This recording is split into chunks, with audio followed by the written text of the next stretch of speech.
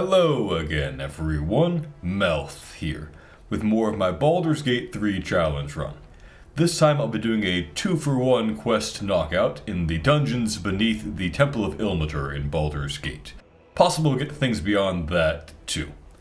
As usual, details of my challenge run are in the YouTube video description, and watch out for spoilers throughout this run. So, here we are in the basement. I think up ahead here is a room that contains kind of a fork in the ways. One way will lead to the murder mystery case. Let's read these and do that bit first, I guess. The other way would lead to the monk's amulet case. Yeah, I mean, this relates to the kind of thing that I've been talking about a couple times, where in this setting it's really hard to explain people worshipping some of the evil gods that are really quite open about, like, if you serve me, I will then torture you forever, even if you are good at serving me. Like, and they demand rigorous and difficult things from their followers in life too. Like, why would one choose to follow? That's how I thought it worked. Yeah, secret passive with behind the button things at each end. Why go through the difficulty of following some of these harsh evil gods only to then be tortured in the afterlife? When the good gods are verifiably real and you can, like, check out their afterlives and come back, and yeah, it's pretty sweet. And they don't really ask very much either. Some people, I guess, are just real dum-dums. Let's do the monk's quest first, since it's, I think, easier to get done fast. Now, I feel like I remember from my first time playing through being really annoyed to be surprised in a fight here that was not at all surprising. There was like 30 seconds of setup before the fight broke out, but the characters were still somehow inexplicably surprised. So, the countermeasure to that, usually, is to have only characters that are immune to surprise be present when things begin. And then you can later on have people who are not immune to surprise get added and they will not be surprised. So, main character does not have alert, but Karlach does, and Minthara does. And some of my summons do as well, but not all of them. So I'll have the two of them walk on in there, and the others will keep their distance. I guess we can have that raven go in, it's immune. Okay. So that should be alright. Now let's have one of these characters put on the necklace. Here lies Sister Shira Clarwin, date of birth. There's our monk friend. 1491 DR. Crying God, long didst I wait, only to find thine empty flesh. Gone thou might be, alas. Very high HP corpse. Gross. Shall will rise. You think his voice would change that he's possessing a rotted corpse like that, but anyway.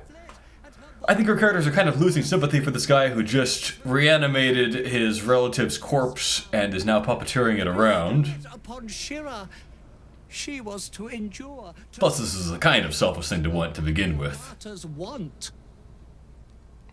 Who now shall bear the madness Shah has wrought on me, so I might no longer. And this, of course, is nowhere close to what we agreed to help with, so it's absolutely outrageous when he then attacks us over refusing this. I think what we'd like to say in character is, be serious, laughing guy, we have important things to do right now. We can't be busy with your laughing curse. Well, if laugh I must, let our alliance end on a lark. So then he attacks.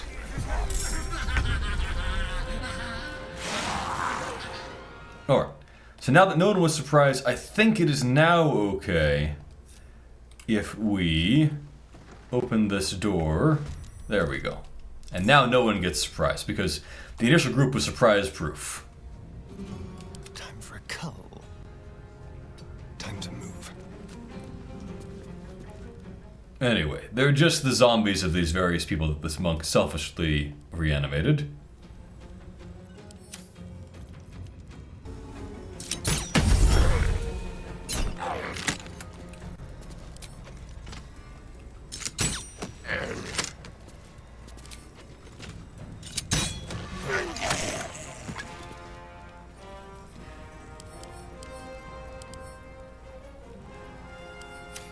Do they not even have the zombie feature that makes them come back from the dead once?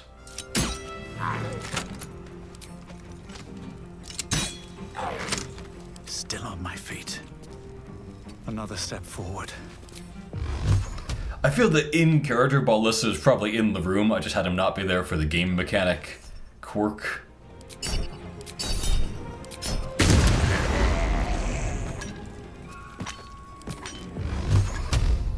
I guess you should have hexed. Doesn't really matter though. This is a very easy fight, as you can see. Let's have some courage. My turn.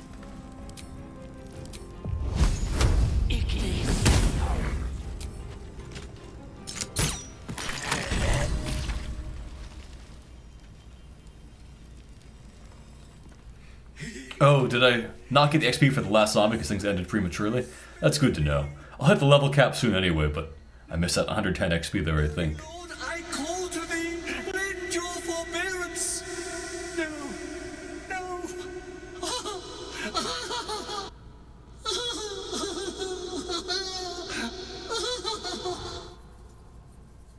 Alright, so over the course of that quest, Fate by any measure. regardless of what Baldur is saying there in character, that we're forced to say, I think that he started off really sympathizing for the monk and did not so much by the end. I guess it would be hypocritical of him to now loot this body, so what he would probably actually do is put it back in the casket properly, but don't think we can actually do that. Hypothetically, what loot am I giving up on here by being respectful to the dead in character?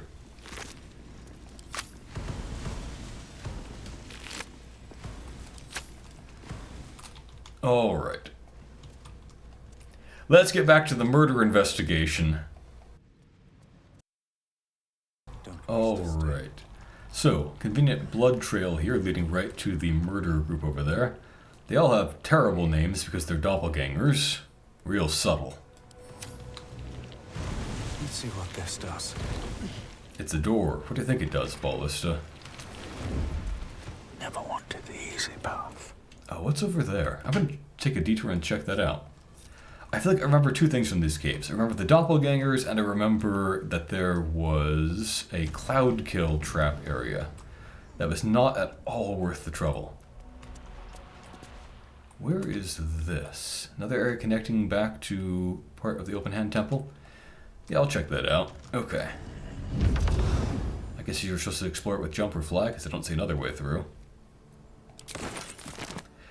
In character, we don't know this is the open hand temple, so that is how I am justifying that he's looting this place, whereas he before passed up their treasures because he respects their work.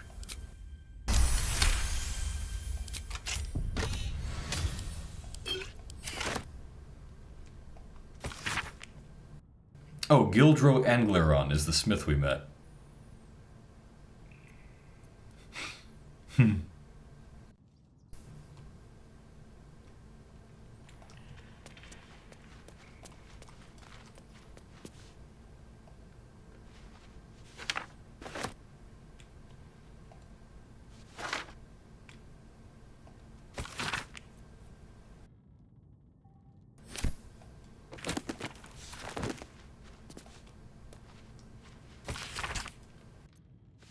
I mean, this does kind of sum up how Ballista has thought about some of the immature material, but it feels a little odd to me in a way that the game seems to be kind of editorializing about it to us here, telling us how our character perceives those things. But in any case, Ballista does now realize he's accidentally looted this temple, but too late. He'll just try to cleanse it of the murderers and then call it square and take nothing else.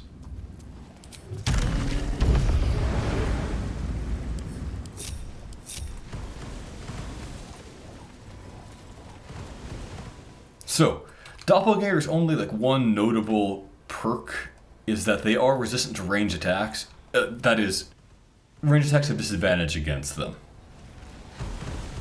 But that's not a big deal because we'll have a 90% chance to hit regardless, basically. Yeah, Dolor is theatrical and absurd like Orin, and that's really a bad thing. This though reminds me of There was a horror story novel by Arthur Machen. Author I think was quite good in the late 1800s, called I think The Three Impostors, and it had a scene very like this where the murder cult group people are talking at the beginning and one of them is nervous about the other one being too theatrical, and then the third one says, no, the guy who's theatrical is an artist and you should appreciate that he does these stupid things that put us in danger. Red in blood. Kill them.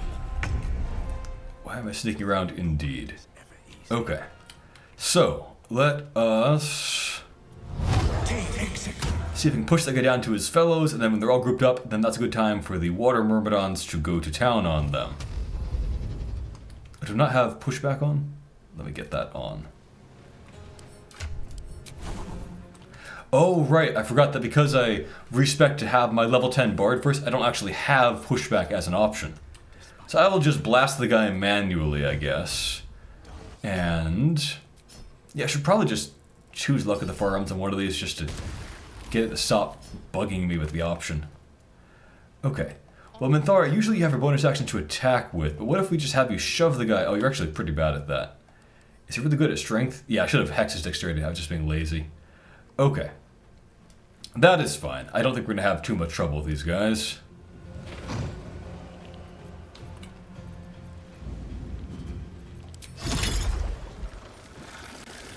That's a terrible name. So is that. These guys put you out of your misery.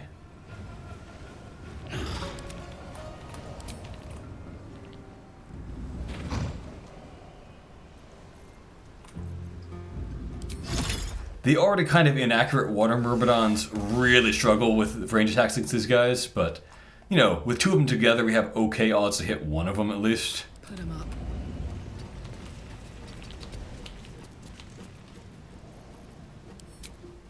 I know it could have worked. Arrows of Roaring Thunder. Yeah, I need to turn my brain back on. This is a very easy fight, so I'm not thinking too hard about it, but I should, you know, get serious, I guess.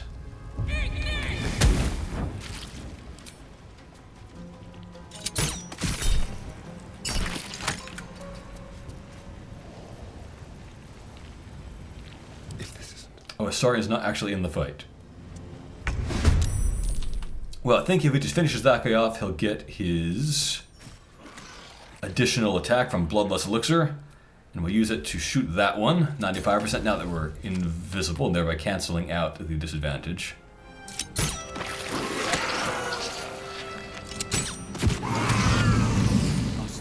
Easily done. A reminder that I should have used those things. Find a way forward. Anything in this chest or anything over here? No, I checked that one already. Okay. I feel like I remember the refugees' bodies were around here somewhere.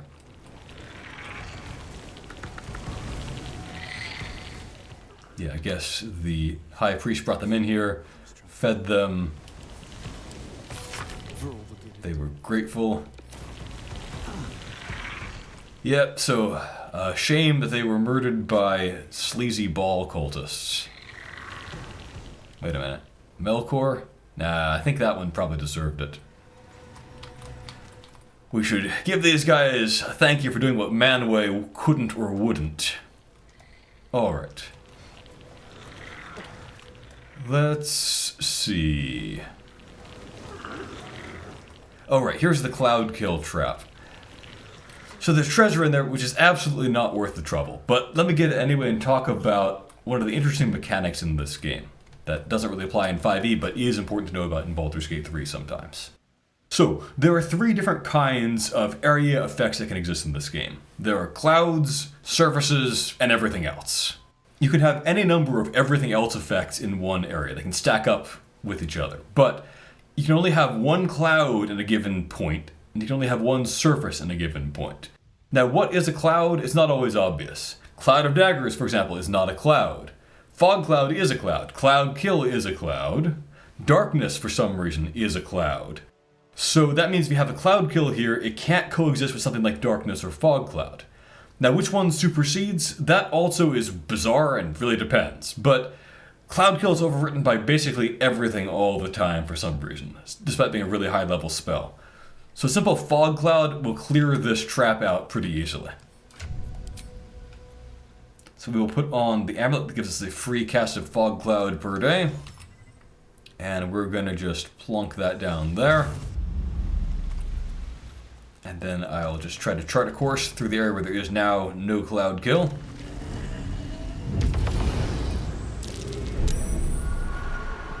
There's a trap. Oh, but it's not the chest, it's just nearby. Okay.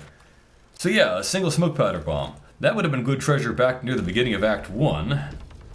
Absolutely not worth braving a cloud kill now, even though it is easy to deal with that Hammer Grim Mist Amulet fog cloud trick. And now you know a little bit about clouds.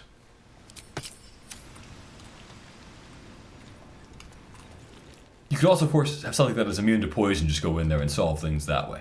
Many good approaches.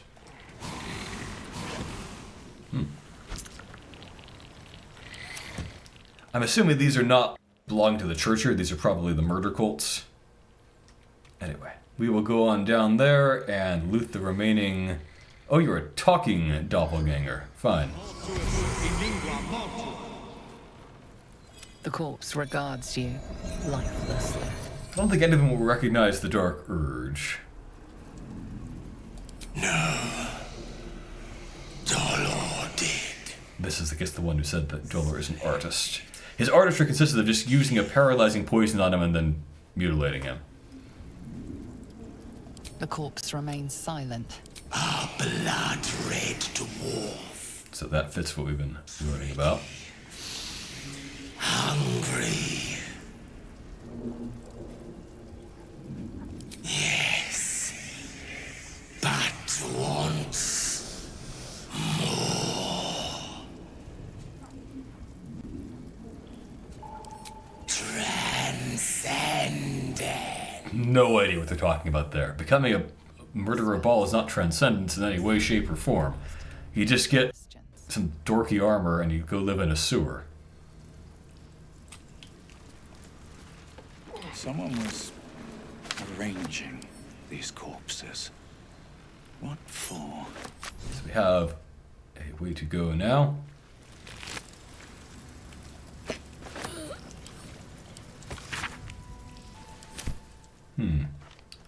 So I should find the dagger, but I do forget where that is.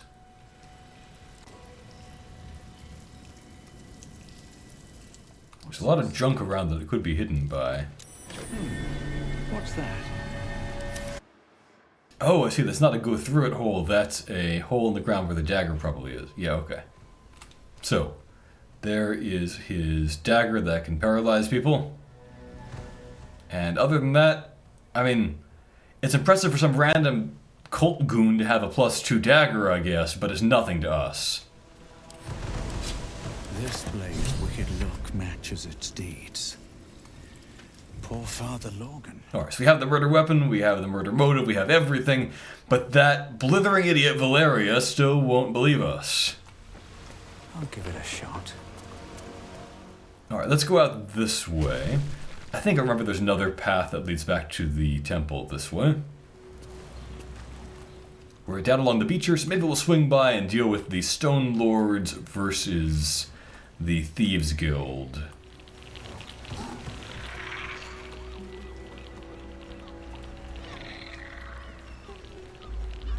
We're down here in an area we kind of overlooked before, I think. The big bridge that leads to the Worms Crossing up above there, and the ships out in the harbor and so forth. It's a pretty area, I like it. Surprisingly full of treasure for being in a what should be a fairly well trafficked part of this semi-urban area.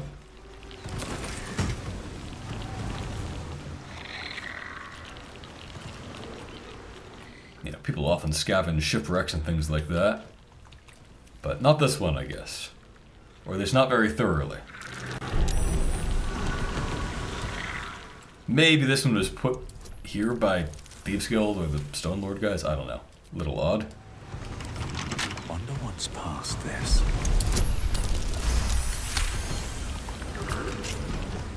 Oh, I didn't mean to talk to you, Astarion. Are calling on you again, aren't they? I haven't seen you sleep through the night once. I knew you had some nasty habits, but I didn't want to pry over much, but bloody hells. A pulse spawn. This is like the first time Astarion has shown any actual intelligent concern about things. Baldur is impressed. I thought your kind was extinct. Goes to show. I think some people understandably complain about the idea of ball spawn being brought back in this game. It kind of undoes some of the point of the previous games. I would really have rather had a completely new kind of plot here rather than rehash the same stuff about Ball.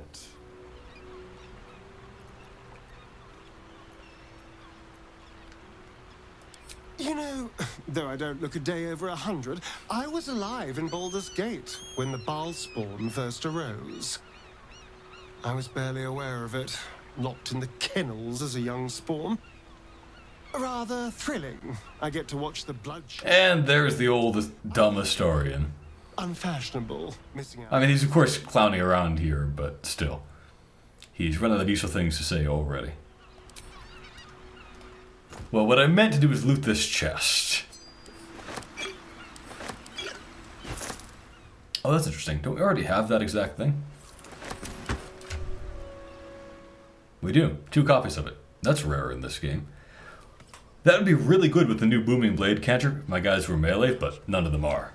So we'll just give it to the 2 people who occasionally cast damaging range cantrips when they have nothing better to do. Alright, corpses signify a bunch of traps around here. I should probably have the trap spotter up ahead. Whoa, I do not like where people just moved. Okay.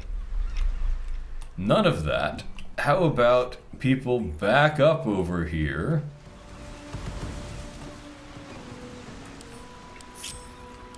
Mind never quiet. Okay, let's advance slowly and set off those blast mines with ranged attacks.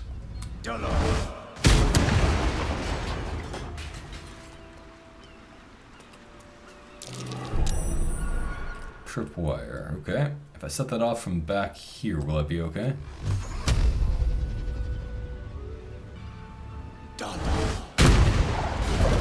Okay, just set off blast mines, it's not too bad. Alright.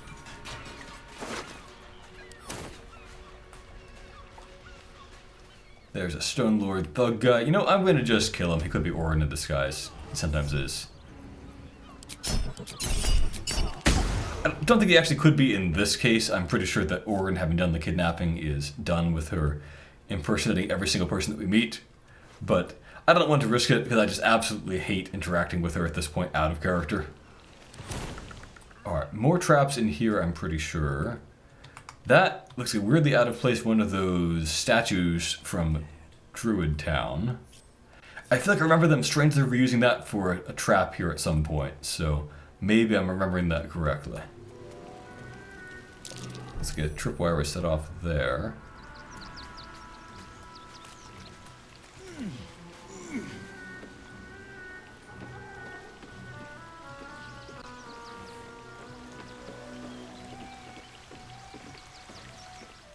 I can't seem to target the statue, unlike the druid ones that you could destroy. I'm getting a little concerned, but this doesn't have red eyes like those ones did. There's a tripwire over there. So maybe it doesn't work the way I think it does.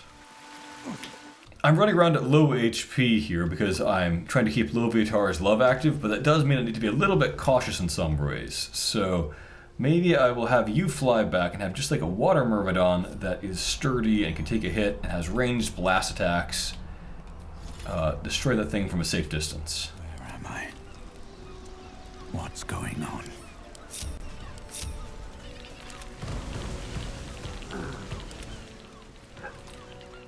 Okay.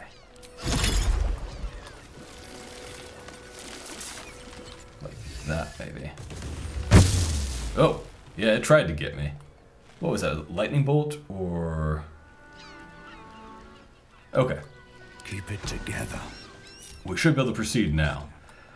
A little odd that trap is not interactable in any other way that I could find. Most of the traps in this game are pretty well designed and you can deal with them in more than one way.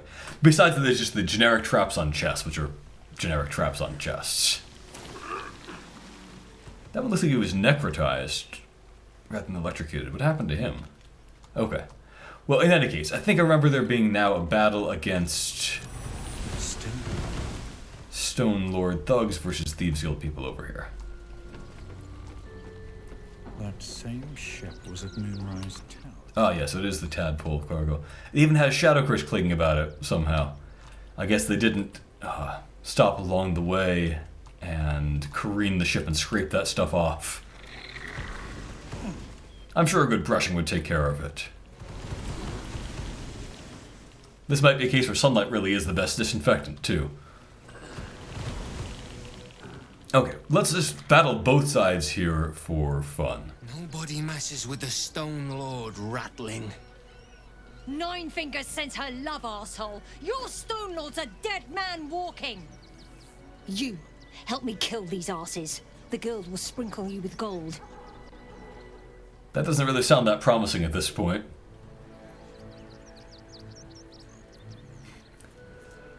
Flighting was like a Norse term for sort of a battle of rhyming insults and so forth. It shows up in a couple of poems as I recollect, like Lakasena, I think, was one of them. We'll go with this. He doesn't like any of these criminal groups.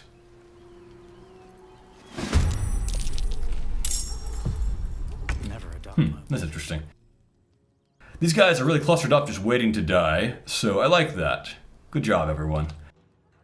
This also would be a delicious looking lightning bolt target. Imagine just blasting through all of them after getting them soaked with a water bottle. Maybe I should do that. Oh, but I gotta take out Shiv Dahlia first, I guess. I could also throw a water bottle to set up these guys to then do a super powerful ice blast. Actually, I don't even need to pull them together, so I was thinking I might need to. Okay, Minthara, you're usually the most superfluous party member, because you were built to be a support druid back when that was going to matter more.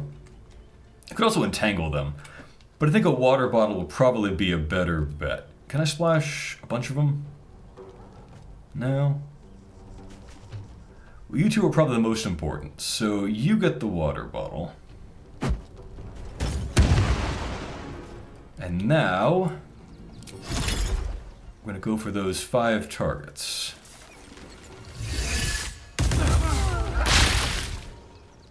Not bad.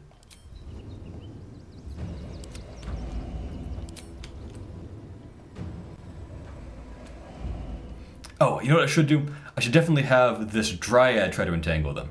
I could Spike Growth, but the entangle chance is going to be worth a lot if I can get one of them netted up like that. Yeah, let's try that. Should have thought of that before, but oh well. Now I'll have an easier chance hitting some of them. Looks like it faked me out of what the true AoE of the entangle was. It didn't actually try to entangle some of them at all, but that's fine. Okay, 1 down. 1 severely injured. Shiv is partway down. Survival is all that matters. So perhaps I will have you run in over there, and maybe Hex Shiv.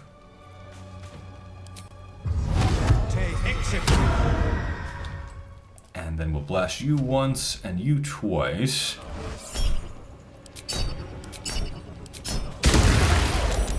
The Hex was kind of superfluous there, wasn't it? But at least that activated, as I thought it would, my Bloodless Elixir. Don't think we really need that lightning bolt anymore. There's blood in the air. Oh, who is blocking a star in? A lot of people are. Alright. Shall we cut and run? You know, rare case where the wood can actually do something maybe. What if we just run up and pulverize this guy? Looks like a noodle-armed mage. Yeah, take that. Not actually important, I just like the rare chance to do that. Can you get close enough to bite one of them and blind them?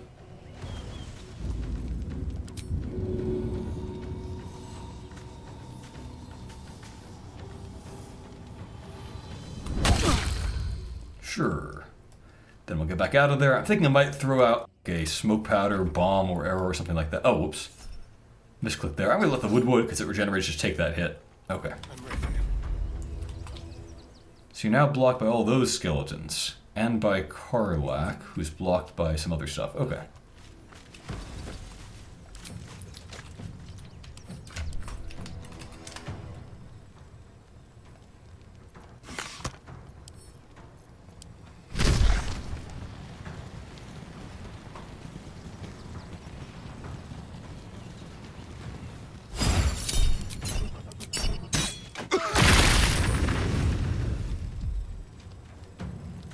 Shall we dance? Some of these guys have really good initiative, I must say, and the air elemental is disappointing me a bit. There we go, another one down.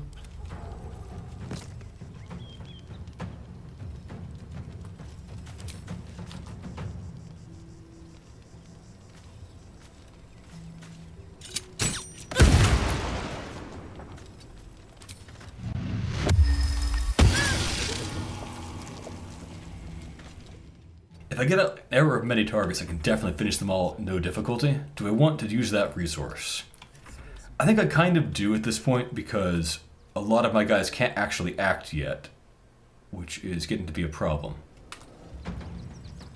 The archer, bug, fungals bee. Do I actually have to jump to get in there? That is a nuisance that everyone has blocked him so thoroughly. I guess I do. Okay. Too many of them are going early. I could maybe use a haste thing to activate my guys and get more of them going. That might be the move here. On my way. Well, let's stand over there first. And we'll fire off an arrow of many targets. Why is it not displaying my hit chance here? That makes me nervous that it's like gonna fake me out and not actually attack. There we go. Okay. So that took out Kairos, and it also gave me my Bloodless Elixir action. What will it take to bring down that one? Sure, we'll sneak attack you. I do have plenty of arrows of many targets. I could just fire off another one of those. I have plenty of lots of resources. Oop. No, I'm not trying to rearrange my party. I'm trying to shoot those guys. There we go. Alright, not too bad.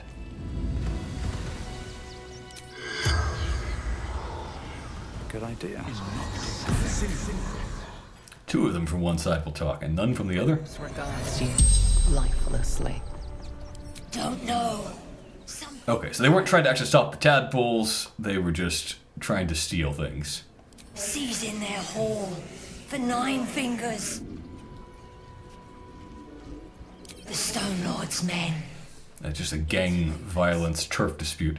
But let's say pretty glad he just wiped them all out at this point. Fury. Threat to everyone. Fallen from the guild. The spells. He doesn't really have any particular liking for professional thieves and murderers. He's trying to stop being one of those himself.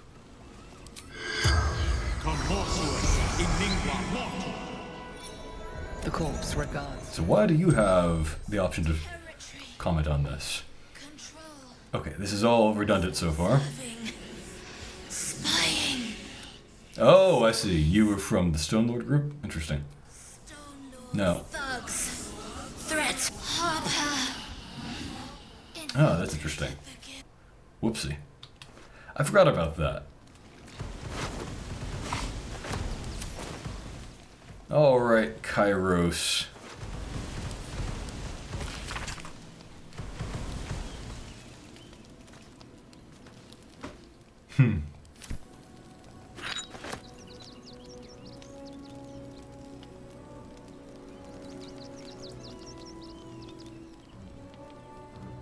Yeah, a lot of these weapons have cool, like, one-time for short rest abilities, which on my run are basically worthless, so I guess I will just pick that up and sell it.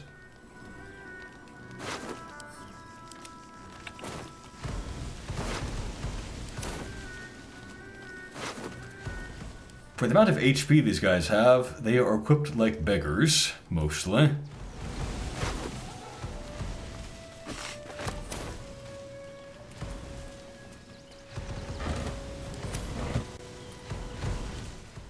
So I feel like I remember that the ship has a number of tadpoles on it, so that would be a nice find for us.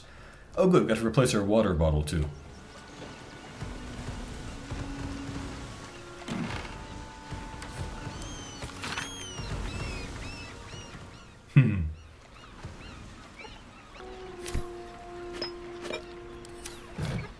You might also remember the acolyte of the cult on the dock, who could go crazy if you told him about the tadpoles on the ship and then would try to jump into the water and kill himself back at Moonrise.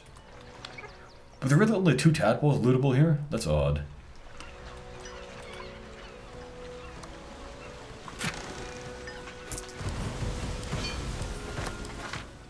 Would have thought there were more. Well, in character, we probably scour it pretty thoroughly using our psionic detection abilities and then burn it if we need to. Okay. I think it is time for us now to head back up to the Ilmater Temple and talk about what we've found. Ooh, a passageway. Let's see where that goes first.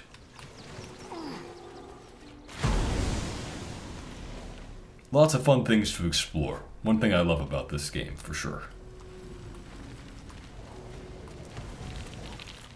Oh, treasure trove type area, I guess. I don't remember this place. I don't know whether I found it in my first run or not.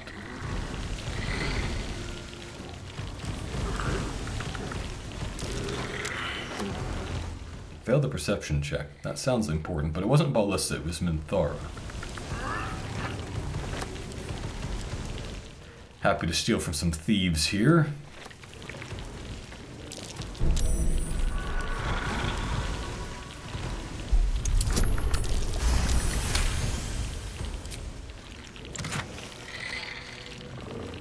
That does seem familiar though, so perhaps I did indeed go here.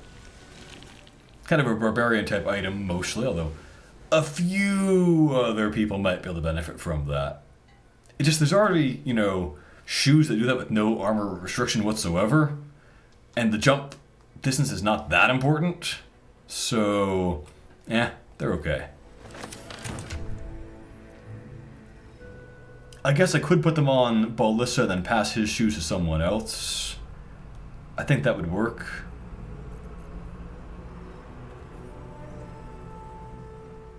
He's wearing a shield though, so yeah, no. Yeah, that's not really worth it, I'll just sell him. Look at that giant pile of golden jewels, and then it's just these 2 things and a bit of money.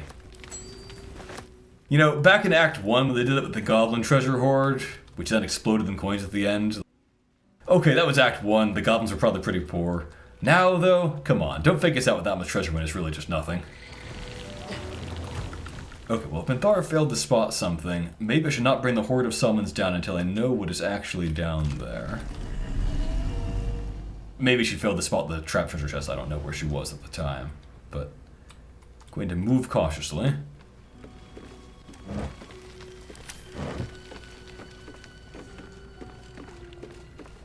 Cool little cove here, I guess, with this ship ready to go. Smuggler's Manifesto. A spectre is haunting Faerun, the spectre of smuggling.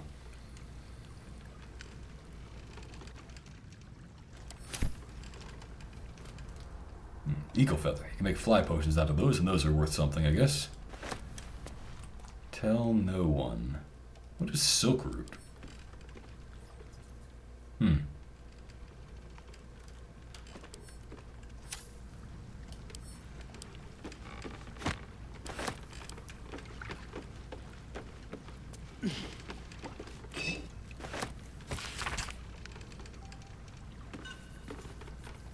Well, that's good to know. Okay. Seems like there's nothing really important down here.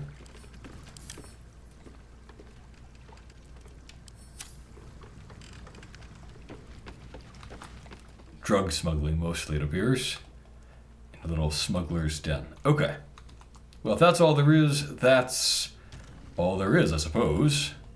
Up we go.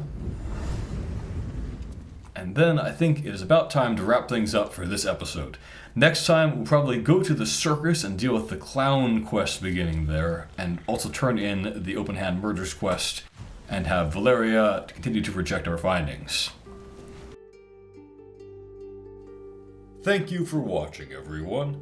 And a special thank you to my Patreon supporters. The Irreverent Reverend, Master Knight DH, Jackie and Lino, Travis, Andrew Curzon, Troubsy, Oliver, Croniche, Jago, DK in DK, Gregory, Broken Box, Jenna M, Just Becca, Jack, Marcus the Carcass, Nubiana, Discord Colossus, Nicholas Schmuck, Kostya Nesterovich, Frederick Brune, Robin, Stefan Van Zyl, Eddie, Mina, Ali Kasamoglu, Skylar Sauce, Nick Myers, Emp Ninjas, Preben A, Chupatan, Diabetic Cat, Marvin Fang, Max, Afro Samurai, Step Back Too Deadly, Lodestone, Bickmars, Brad, IJ23, Rodrigo Lopez Dato, Kevin Ditchide, Silent, Eldritch, Jake Watson, and a name that starts with sword emojis.